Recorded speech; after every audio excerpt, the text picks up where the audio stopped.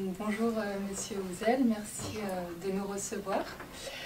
Donc, nous souhaitons axer notre questionnement sur l'expérience du parent, dans son processus de devenir parent, autrement dit donc dans la construction de la parentalité. Comment peut-on penser la construction de la parentalité au sein de la famille, mais plus largement aussi la parentalité soignante, la parentalité institutionnelle, comme les nomme Albert Sicon, au sein des institutions de soins. Ceci alors que l'environnement sociétal prescrit une certaine normativité que vous qualifiez de fixiste. Peut-on ainsi dire donc que cet environnement ne peut plus jouer son rôle d'appui, d'enveloppe, pourtant nécessaire pour soutenir, protéger ce travail d'élaboration essentiel à la construction de ces parentalités? Il y a beaucoup de questions déjà dans votre première formulation. Je crois qu'on va revenir à des aspects plus précis, plus spécifiques de cette thématique. Oui. Simplement, ce que je voudrais dire tout de suite, c'est que au-delà des aspects sociaux, éducatifs, normatifs, qui sont nécessaires, on ne peut pas s'en passer, hein. Il faut qu'une société ait des codes, des cadres, donc des normes, pas forcément trop contraignantes, mais au moins des repères, hein, on pourrait dire des référentiels, pour reprendre un terme de la physique. Au-delà de tout cela, il y a un processus de parentification chez les parents, aussi bien d'ailleurs chez les pères que chez les mères, plus étudié chez les mères depuis plus longtemps, mais enfin on a commencé à aussi s'y intéresser chez les pères, qui est extrêmement important, qui dans la plupart des cas est peu apparent, parce que ça se passe bien. Dans quelques cas, débouche sur au contraire des problèmes, des angoisses, des décompensations dont on parlera probablement, ce qui souligne bien qu'il y a là une zone de fragilité, d'évolution de la personne, quelque chose qui a été comparé à une crise d'identité. C'est comme si vraiment le parent en voie de parentalisation était en remaniement de son identité profonde. Voilà, donc je crois qu'on va voir la suite de notre entretien et de vos questions pour préciser un certain nombre de choses sous ce rapport. Donc justement, concernant plus particulièrement la maternalité, donc sa genèse peut engendrer une certaine désorganisation, s'accompagner de vécus d'indifférenciation entre la mère et son bébé, et générer diverses angoisses de dévoration, de confusion par exemple. Peut-on alors penser une nécessité pour la mère de se retirer du lien au bébé, pour transformer, digérer psychiquement ses vécus, mais sans créer de discontinuité, sans que ce retrait soit insupportable pour le bébé comme pour la mère? Ceci nécessite sans doute certaines conditions. Oui. On sait depuis assez longtemps qu'il y a chez les mères un processus profond et des risques de décompensation tels que ceux que vous avez évoqués ou d'autres. Je rappelle que c'est Marseille qui était un médecin du milieu du XIXe siècle qui le premier a décrit ces états, ce qu'il appelait la folie des accouchés, qu'on appelle maintenant les psychoses puerpérales, qui heureusement sont très rares, environ 1 à 2 pour 1000 maternités,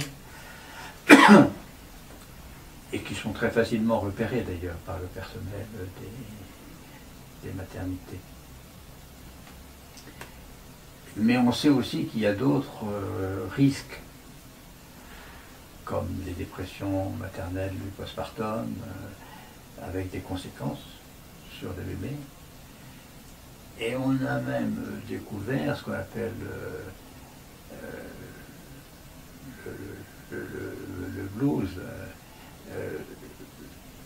qui est, dans la plupart des cas, un moment, non pas de dépression ou de décompensation psychique, mais de fragilité émotionnelle. Et probablement est nécessaire pour que, ce qu'on appelle le baby blues, pour que la place du nouvel arrivant, du bébé, se fasse dans le psychique de la mère, et pour que la relation entre le bébé et la mère puisse s'instaurer dans les meilleures conditions. C'est sûrement important d'ailleurs d'attirer l'attention du personnel, des maternités, de l'entourage familial, de tout cet entourage maternel, sur ce problème du baby blues, parce que là, il est très souvent méconnu. Et même les dépressions, quand ça devient vraiment quelque chose de plus sérieux et plus durable, sont peu apparentes, sont souvent différées, sont peu apparentes pour l'entourage, alors que la mère peut être dans un très grand désarroi et qu'il peut y avoir des conséquences très importantes pour le bébé. Alors, vous décrivez dans votre question des états de régression archaïque. Probablement que la mère elle a besoin de faire le ménage intérieur dans son monde psychique, comme elle a besoin d'ailleurs de faire le ménage dans le monde réel, de la maison, de la chambre du bébé. On voit les mamans en fin de grossesse qui se mettent à nettoyer, à ranger, à préparer la place du bébé. La nidification, en quelque sorte, de l'enfant. Ça se fait dans la réalité, ça se fait biologiquement, bien entendu, la grossesse. Ça se fait ensuite dans la réalité du logement, du lieu d'habitation familiale, mais ça se fait aussi intrapsychiquement, dans ce contenant que la mère représente pour le bébé. Et je crois qu'on peut rattacher tous ces états d'angoisse, parfois effectivement très massifs et très archaïques,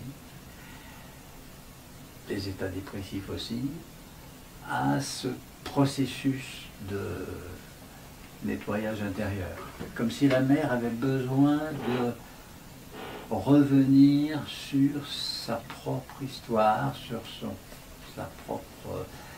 propre équilibre psychique, et notamment sur les traumatismes possibles qu'elle a pu vivre. Il y a un auteur qui est bien connu dans ce domaine, c'est Monique Pidowski, qui a décrit ce qu'elle a appelé la transparence de la grossesse, parce que dans les entretiens nombreux qu'elle a fait d'accoucher, plutôt de femmes attendant des bébés, de femmes enceintes, elle a été frappée par ces thématiques archaïques et par cette capacité à se ressouvenir de traumatisme, comme si l'inconscient tout d'un coup émergeait au préconscient, voire au conscient. Et c'est tout ce processus de réélaboration qui se met en œuvre et qui, dans la plupart des cas, heureusement, fait la place pour le nouvel arrivant, dans quelques cas, débouche sur une décompensation, une pathologie de la maternalité, on peut dire. Voilà ce que je peux dire. Alors vous évoquez, mais je crois qu'on y reviendra plus tard, la nécessité que la mère puisse prendre des distances. Je dis qu'on y reviendra plus tard parce que dans mon esprit, c'est très lié à la notion de bisexualité psychique. C'est une notion très importante dans la théorie psychanalytique et assez complexe. Il faut effectivement que la mère, tout en étant extrêmement identifiée à son bébé, en empathie, en résonance, en accordage affectif, comme disait Daniel Stern, il faut qu'elle puisse prendre le recul nécessaire pour ne pas se sentir complètement envahi et peut-être déstructuré par les projections du bébé. Mais je pense qu'on y reviendra. Oui. Donc peut-on ainsi dire que comme le bébé, la mère, dans ses retraits, emporte un peu de substance de l'enveloppe commune qui lui permet, tandis que le bébé construit son individuation, sa propre enveloppe, de construire donc l'enveloppe de sa maternalité et notamment sa consistance. Et si donc on admet ces retraits comme nécessaires, peut-on utiliser pour décrire cette construction chez la mère la notion donc de boucle de retour que décrit Geneviève Hague pour parler du processus de construction du sentiment de soi du bébé? Je vous propose qu'on parte d'un constat qui a été fait par les psychanalystes, qui a été fait dans la méthode d'observation du bébé, développée par Esther Bik, et qui a été fait aussi par des recherches développementalistes. C'est que le bébé, je pense que même déjà Vallon en parlait, faisait référence à cela, c'est que le bébé n'a pas une capacité autonome de se rassembler. Peut-être contrairement à ce qui se passe dans des espèces animales, c'est toujours frappant de voir un poulain qui naît et qui, dans le quart d'heure qui suit, se met sur ses pattes et commence à suivre sa mère. Il paraît que si un poulain ne s'est pas relevé dans le quart d'heure suivant sa naissance, ben, il n'y arrivera jamais et ça sera fini. Le bébé, non. Le bébé n'a pas cette capacité d'autonomie innée. Il est donc extrêmement dépendant. C'est un petit peu comme si la grossesse devait se poursuivre bien au-delà de la naissance. Ça répond aussi à la notion de néothénie. Vous connaissez cette notion qui existe chez certains animaux sur le plan biologique, c'est-à-dire des animaux qui naissent alors qu'ils ne sont pas matures. Ils naissent à l'état d'embryon, en quelque sorte, ou de fœtus. Bon, alors ça a été repris dans l'espèce humaine pour décrire justement cette particularité qui fait que le bébé naît avec des équipements, et des équipements sophistiqués, on le sait maintenant, la notion de compétence du nourrisson répond à cela, mais dépendant. Et il dépend de quoi? Il dépend d'un partenaire ou de plusieurs partenaires sur le plan de sa survie biologique. Il faut qu'il soit nourri, il faut qu'il soit vêtu, il faut qu'il soit qu'on en prenne soin. Il dépend aussi psychiquement de l'autre pour rassembler ses vécus subjectifs. Une des personnes qui en a le mieux parlé, de manière la plus claire, la plus explicite, c'est Esther Bik. Quand elle, justement, elle décrit ce qu'elle appelle l'expérience de la peau dans les relations précoces. Le bébé a besoin d'un interlocuteur dans lequel il peut projeter chacun de ses vécus pour pouvoir s'unifier et se sentir peu à peu, probablement que ce n'est pas réalisé instantanément, hein, c'est un processus pour pouvoir se sentir cohérent, unifié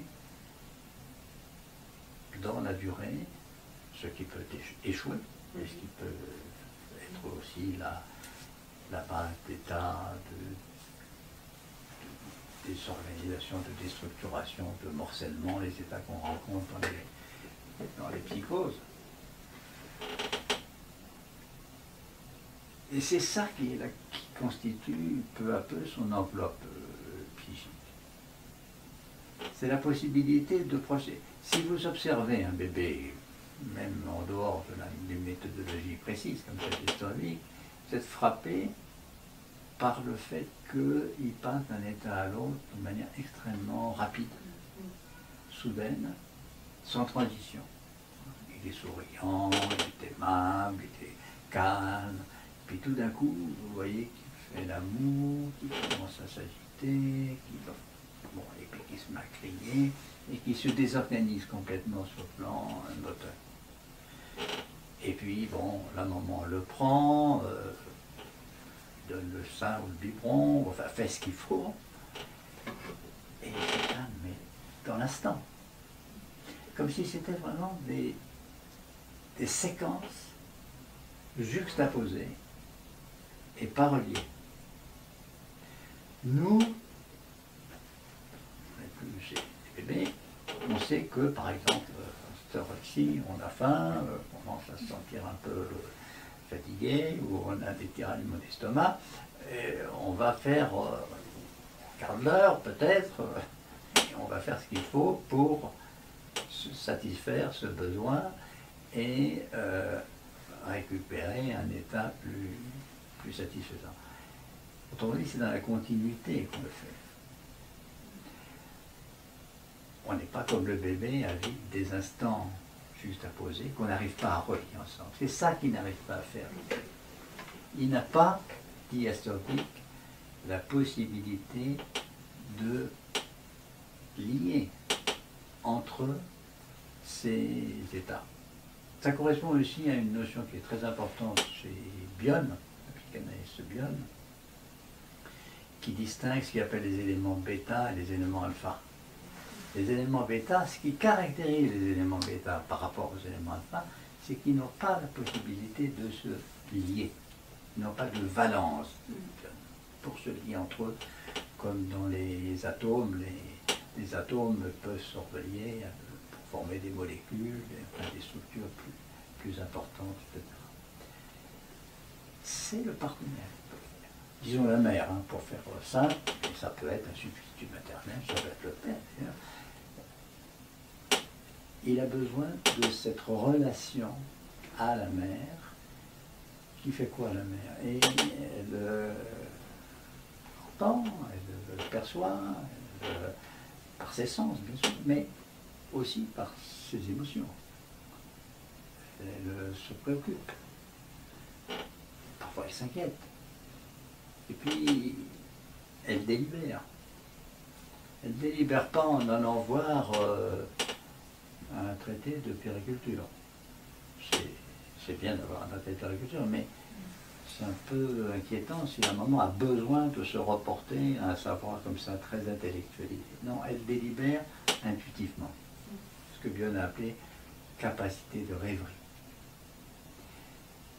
Et elle se dit, pourtant non, c'est pas leur tété, je l'ai donné il n'y a pas longtemps, mais qu'est-ce qu'il me fait? Peut-être qu'il a trop chaud, j'ai mis trop près du radiateur, je ne sais pas quoi, après elle va découvrir. Ou tout simplement le prendre par les bras, parce qu'il peut avoir simplement aussi besoin de ce contact intime avec sa maman. Autrement dit, elle cherche à donner du sens à ce qu'elle reçoit comme message de son bébé. Et c'est ce sens-là qui crée la continuité, qui crée la cohérence des vécus du bébé, ce que Bion appelait la fonction alpha aussi. Et peu à peu, le bébé va intérioriser cette fonction. Et puis réussir, au fur et à mesure qu'il se développe, à la faire marcher lui-même. À solliciter, par exemple, quand il sera plus grand, quand il pourra le faire, parce qu'il a faim, ou parce qu'il a soif, ou parce qu'il a besoin d'un câlin, ou que sais-je. Je crois qu'il faut entendre la notion d'enveloppe psychique dans ce sens-là, en ajoutant un point qui est très important, c'est la distinction entre l'intérieur et l'extérieur, ce qui n'est pas simple, pas du tout. Entre ce qui m'appartient et ce qui appartient à l'autre.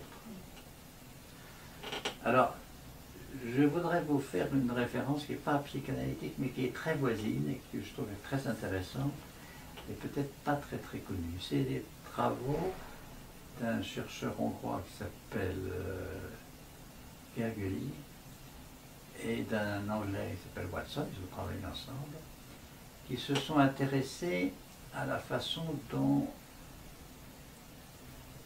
l'adulte imite l'enfant. La plupart des chercheurs sur l'imitation ont fait le contraire. Ils sont intéressés à observer comment le bébé imite sa mère, son père. Là, ils ont eu l'idée de faire le contraire. Comment une maman, par exemple, imite son bébé. Et ils ont observé que les mères imitaient en exagérant un peu, avec une pointe d'ironie. Et avec une sorte d'empathie, mais d'empathie un peu décalée. Et l'interprétation qu'ils en donnent, c'est-à-dire qu'ils la rapprochent du modèle de Bion, de la fonction contenant, de la fonction après, etc., c'est que le bébé n'est pas conscient de ses états émotionnels au départ. On va dire que ce sont des proto-émotions. Et pour qu'il en devienne conscient, il faut qu'il observe chez sa mère, chez la personne qu'il imite. Mais il faut que l'imitation soit telle qu'il comprend que ce n'est pas l'état de la mère, que c'est le sien. Que la mère lui renvoie quelque chose, un message en quelque sorte, qui est encore un message pré-verbal, de son propre état émotionnel. C'est ce qui s'appelle le biofeedback social. Biofeedback parce que le biofeedback au sens physiologique, c'est la possibilité de devenir conscient d'un état intérieur, par exemple les battements cardiaques, parce qu'ils sont associés à un stimulus extérieur. Alors, c'est le biofeedback social, parce que c'est dans la relation à l'autre que on peut prendre conscience d'un état intérieur, c'est-à-dire de son état émotionnel. Ce qui permet à l'enfant à la fois de donner du sens, un sens émotionnel en tout cas, à ses vécus, et en même temps de repérer que ce sont ses vécus à lui, et pas ceux de la mère. Alors, dans ce que je dis, on est loin de l'éprouvé corporel à l'état pur. Il existe, bien sûr, et il est même là au départ. C'est parce que le bébé ressent des tensions d'estomac ou que sais-je, qu'il se met à s'agiter et que la mère va se mobiliser. Mais c'est dans tout ce processus relationnel que les choses se jouent sur le plan psychique et se transforment en psychique. Psychique, si on peut utiliser ce verbe pas très joli. Donc je pense que quand il y a un sentiment d'arrachement que vous évoquez dans vos questions, c'est que ce processus-là n'a pas fonctionné. C'est ce qu'un auteur comme Francis Tastin décrivait dans l'autisme, par exemple. Et ce qu'on trouve dans beaucoup de pathologies, dans quelquefois des cours analytiques, par exemple, de gens qui ne sont pas particulièrement malades psychiquement, mais dans des enclaves. Comme s'il y avait des parties de la personnalité où ça ne s'est pas bien passé et où on garde cette impression d'arrachement d'une partie de soi. Probablement que ce que Freud a décrit en parlant d'angoisse de castration ou de complexe de castration n'est que la dernière édition, si vous voulez, de ce processus. Mais c'est un processus pathologique. Alors, pour revenir au couple de retour de Geneviève Aigre, je suppose aussi qu'on va en parler. Oui, je crois qu'on peut tout à fait se référer à cette à cette description de Geneviève Vague, ces boucles de retour, c'est aussi un peu ce que décrivent Gergely et Watson, à leur façon, bien sûr. Ce qu'ajoute Geneviève Vague, et j'en ai déjà discuté avec elle, elle est d'accord, c'est qu'il y a ce rebond sur ce qu'elle décrit comme un plan dur. Et pour moi, ça se réfère à la bisexualité. C'est-à-dire qu'il faut que la mère ne soit pas complètement confondue avec son bébé. Il ne faut pas qu'elle soit en fusion ou en symbiose avec le bébé. Il faut qu'elle considère déjà le bébé comme un sujet extérieur, avec une relation très empathique. Mais il n'est pas elle, et qu'il n'est pas une partie d'elle. Ce qu'elle fait quand elle fonctionne dans l'imitation, à la façon dont Gergely et Watson le décrivent. Voilà. Alors, je suis tout à fait d'accord, à la condition de ne pas l'interpréter sur un plan uniquement perceptif. Vous voyez, quelquefois, il me semble qu'on a une tendance à, par exemple, penser que le bébé regarde la mère regarde le bébé, donc le bébé va avoir l'impression qu'il se reflète on regarde la mère, et puis que ça... Bon, c'est sans doute pas faux, mais pour que ça fonctionne au plan psychique, il faut que ça se transforme à travers la relation extrêmement complexe qui s'instaure à ce moment-là. Donc, voilà, vous venez un petit peu de développer la construction, le début de subjectivité du bébé, la construction, et en parallèle ou bien complémentaire, la maternalité de la maman, qui est aussi un processus de construction. À travers donc un objet avec des composantes bisexuelles. Vous dites même que l'objet doit être pénétrable tout en gardant sa consistance. On voit bien là les deux éléments de la bisexualité psychique que vous décrivez. En revanche, comment préserver cette consistance interne dans le contexte actuel? Comment trouver des appuis au dehors face à un contexte social et politique qui peine à reconnaître les besoins de la parentalité, qui ne laisse souvent pas un temps nécessaire à sa construction. On parle du temps court, notamment du congé parental, et qui, à l'évidence, donc n'exerce pas suffisamment sa fonction d'enveloppe. Sûrement, c'est un problème très, très important, avec évidemment une dimension politique essentielle. J'ai envie aussi de souligner un fait qui est assez constant dans l'évolution des sociétés, de nos sociétés occidentales en tout cas. On prend conscience de la nécessité d'un dispositif souvent après l'avoir évacué et s'être rendu compte des dégâts que ça provoquait. Je prends un exemple dans un autre domaine, c'est celui de l'asepsie.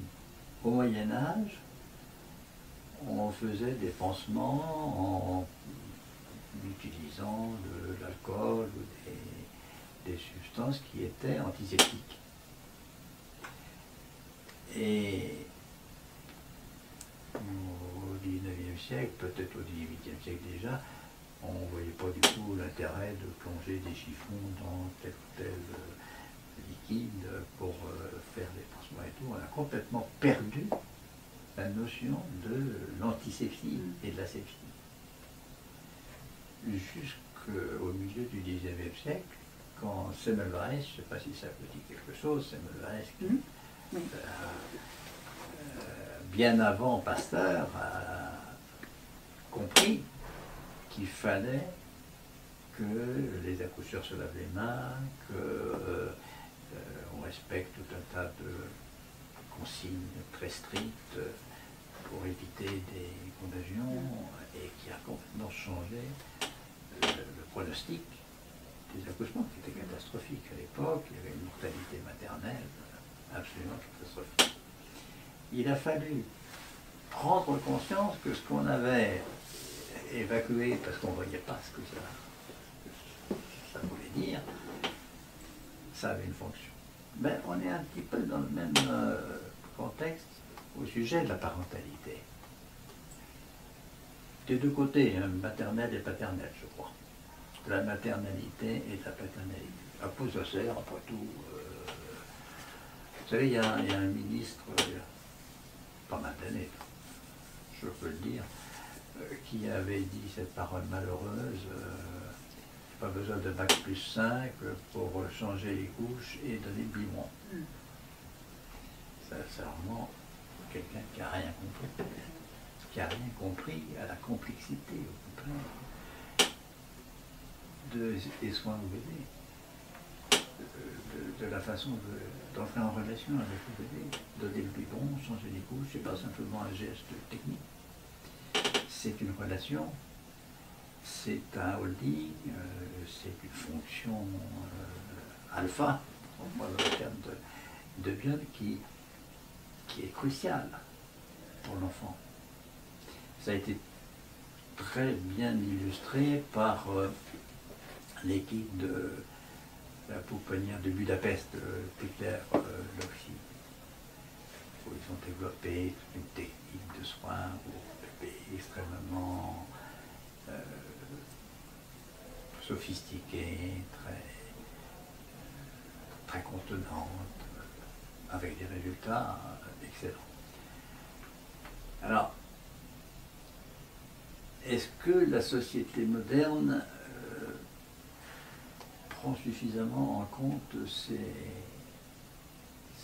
fonctions parentales? Je pense que non. Vous prenez l'exemple du congé de maternité, sans parler du congé de paternité, beaucoup trop court.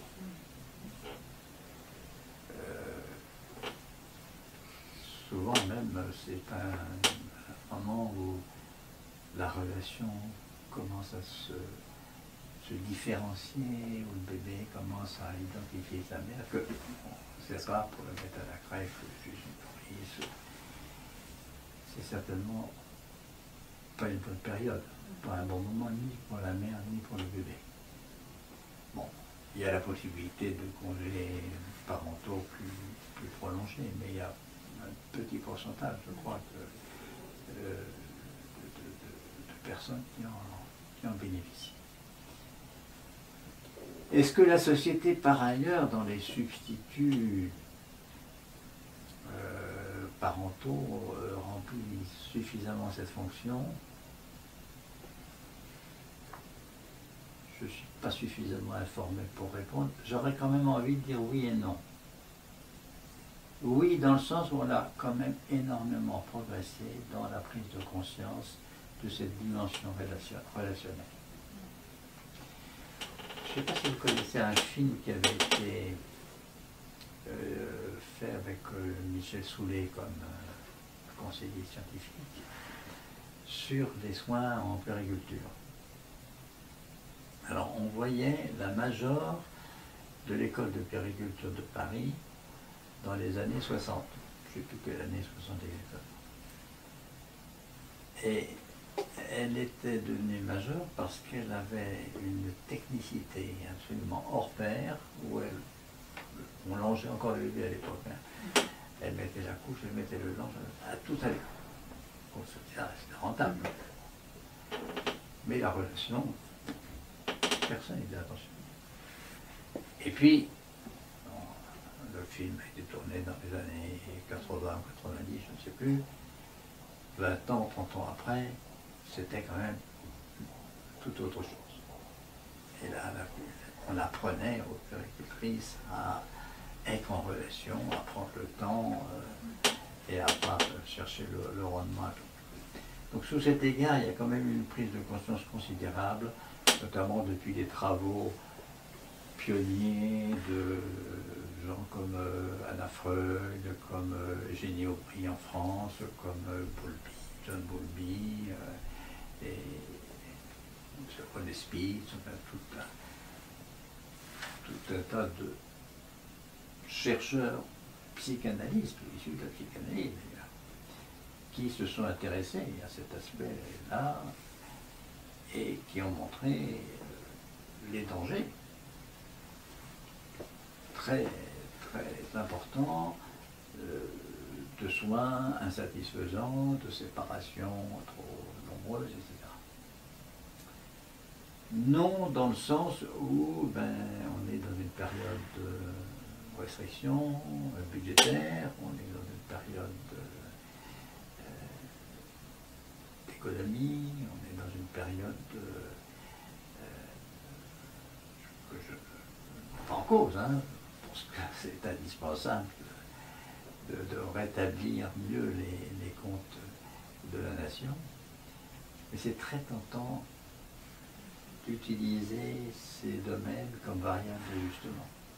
Parce que les bébés ne vont pas se plaindre. Ils n'ont pas la capacité. On a récemment augmenté le nombre d'enfants qu'une assistante maternelle peut avoir en même temps. Je crois que avant c'était 3 enfants maximum, mais c'est passé à 5, je crois, ou 4 ou 5. Bon, un peu partout, on diminue les contingents de personnel. Et ça, j'ai envie de dire, c'est grave, parce que le temps passé avec les bébés, la disponibilité psychique dont ils ont besoin en est d'autant atteinte et diminuée. Donc on a encore beaucoup de travail à faire, non seulement pour maintenir la qualité des soins, au sens large du terme, soins au bébé, mais pour peut-être rétablir ce qui risque en ce moment de se dégrader.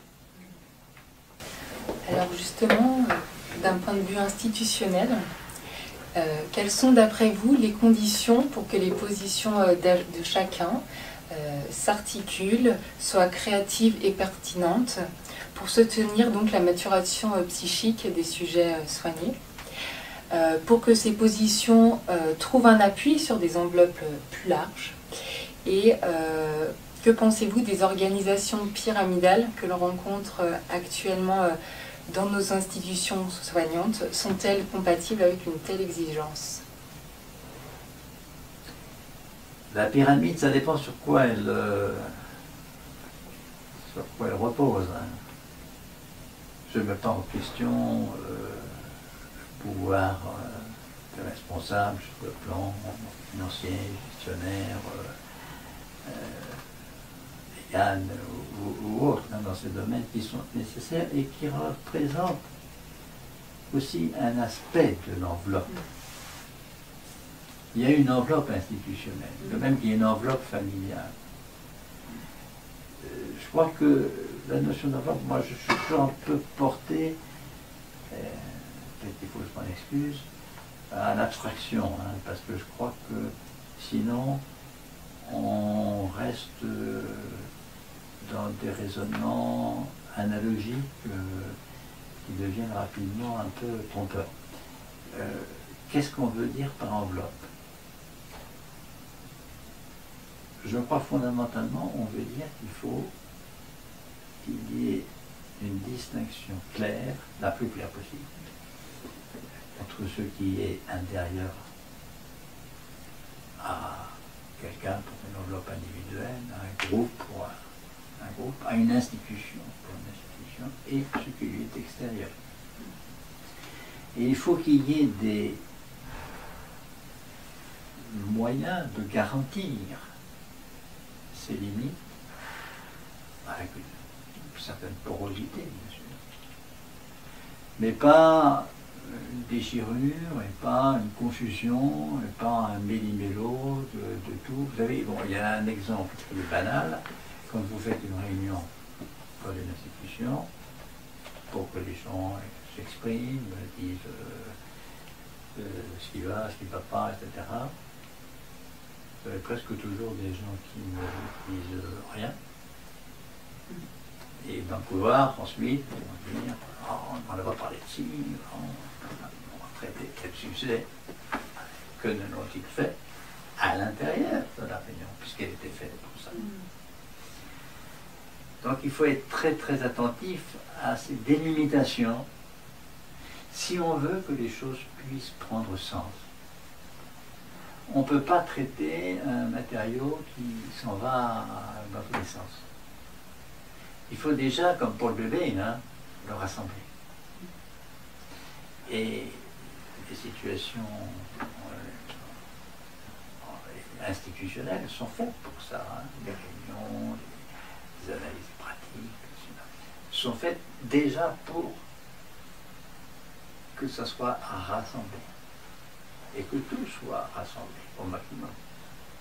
À partir de là, il faut faire confiance au processus d'élaboration, de pensée qui viendra donner du sens à ce qui jusque-là ne paraissait pas en avoir. Une autre, c'est la formation. Là aussi, vaste chantier, parce que les formations dans notre domaine sont souvent poussées, avec beaucoup d'années de formation et de connaissances acquises, mais peut-être pas suffisamment de formation au sens ce que les Anglais appellent le training, c'est-à-dire d'entraînement, comme les sportifs qui font la musculation, ou comme les musiciens qui se font l'oreille, comme les chanteurs ou les cantatrices qui font des exercices pour se faire la voix. Ça prend du temps et ça doit suivre certaines procédures. Je pense notamment, par exemple, à l'observation de bébé. C'est extrêmement formateur. Bien entendu, la psychanalyse personnelle ou les psychothérapies personnelles sont aussi extrêmement formatrices. Il y a d'autres moyens de se former. Je n'ai pas du tout une idée limitée ou préorientée de ces moyens de formation, mais il faut des moyens de formation cliniques, sur le cas, qui portent sur le vécu et qui remettent suffisamment en question les positions a priori que les uns et les autres nous avons et qu'on a besoin d'avoir d'ailleurs, parce qu'on se protège. Mais il faut qu'on arrive à modifier nos façons de se protéger pour que ce soit des façons créatives d'une certaine façon, hein, qui en quête de sens, et non pas des fermetures qui nous empêchent de percevoir tel ou tel message ou d'accepter telle ou telle projection. Donc je pense que c'est beaucoup du côté de la formation qu'il y aurait des progrès à faire pour que les institutions puissent remplir un rôle véritablement amélioré. Je ne critique pas ce qui se fait, mais amélioré dans le champ du développement psychique.